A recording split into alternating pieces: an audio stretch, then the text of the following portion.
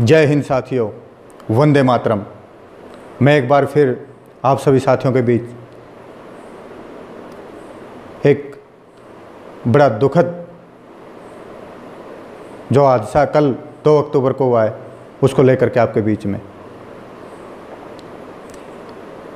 2 अक्टूबर महात्मा गांधी की जयंती, जिसको हम अहिंसा का पुजारी मानते हैं, और हमारे द्वितीय और साथ में अद्वितीय प्रधानमंत्री श्री लाल बहादुर शास्त्री जी की जयंती, जिन्होंने नारा दिया था जय जवान जय किसान।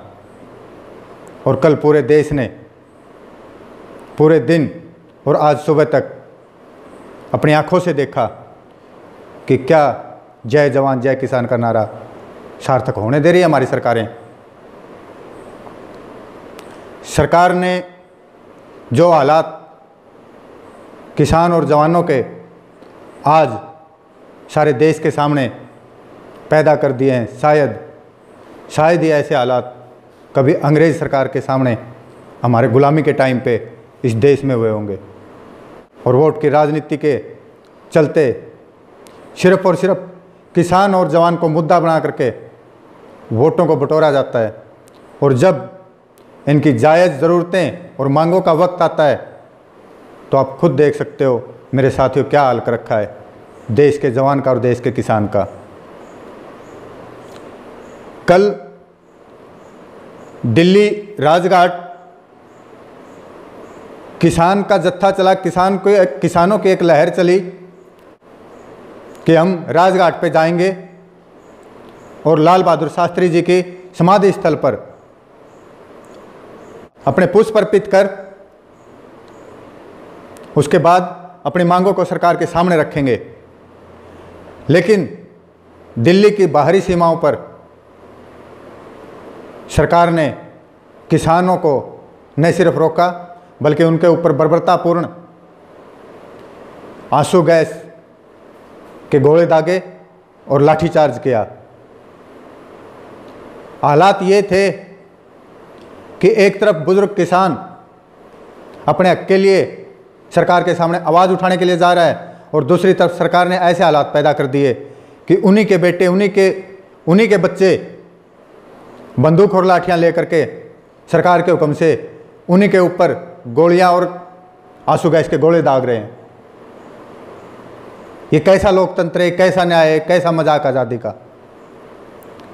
किसान कोई वहां पे आतंक करने के लिए नहीं जा रहे थे, हिंसा के लिए नहीं जा रहे थे, लेकिन किसानों को इस हिसाब से हैंडल किया गया और इस हिसाब से उनके ऊपर कार्रवाई की गई जैसे कि आप सब लोग देखते थे कि जम्मू कश्मीर में उग्रवादियों के ऊपर होता था। मैं इस सोशल मीडिया के माध्यम से सिर्फ और सिर्फ इन सरकारों के और राजनेताओं के इस अंधी भूल का एहसास दिलाना चाहता हूं, उनको याद दिलाना चाहता हूं, उनको बताना चाहता हूं कि वही किसान हैं, ये वही जवान हैं, उन्हीं पूर्वजों के वंशज हैं जिन्होंने अंग्रेजी सरकार को हिला दिया था, उनकी हुकूमत को हिला दिया था। और ये चीज़ आप भी भली भांति जानते हो कि असहयोग आंदोलन अगर उस वक्त चला था, आंदोलन अभी भी चला सकते हैं। इसके चलते जो दिक्कतें सरकार के सामने आएंगी वो आप खुद अंदाज़ा लगा सकते हो। एक किसान है, वो यहाँ पे अन्न पैदा करके पूरे देश का पेट भरता है, और एक किसान का ही बेटा है जो सरहद के ऊपर जा करके सरहद की रखवाली करता है ताकि पूरा देश चैन से सो सके, पूरा देश अमन से रह सके। अगर ये किसान जाति या जवान इनके बेटे असहयोग आंदोलन पर उतर पड़े तो मेरी समझ से सरकार को छुपने की जगह नहीं मिलेगी। अब भी वक्त है, जाग जाइए, संभल जाइए, नहीं तो इसके परिणाम बहुत खराब होंगे, बहुत ही खराब होंगे। अंत में अपने युवा साथियों से सिर्फ और सिर्फ यही अनुरोध करता हूं कि एकजुट हो, एक दूसरे के साथ कंधे से कंधा मिलाएं, जातिवाद से ऊपर उठें और जायज़ मांग के लिए बिल्कुल अहिंसक तरीके से अपनी मांग को सरकार के सामने रखें।